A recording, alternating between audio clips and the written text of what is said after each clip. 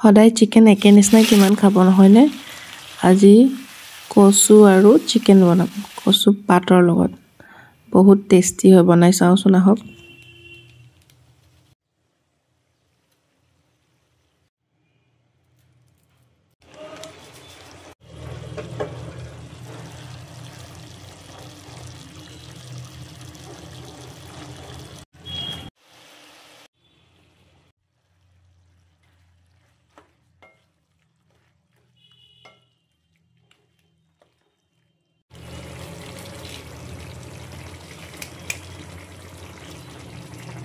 আৰু তাৰ লগতে আমি খাম পুৰা বেঙেনা আৰু বিলাহী পিটিকা।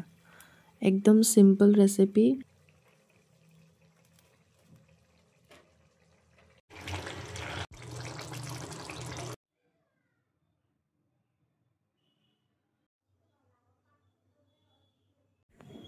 এয়া আমাৰ ৰেডি আছে, কচুৰ লগত চিকেন আৰু বেঙেনা পুৰা পিটিকা। আহক খাই চাওঁ।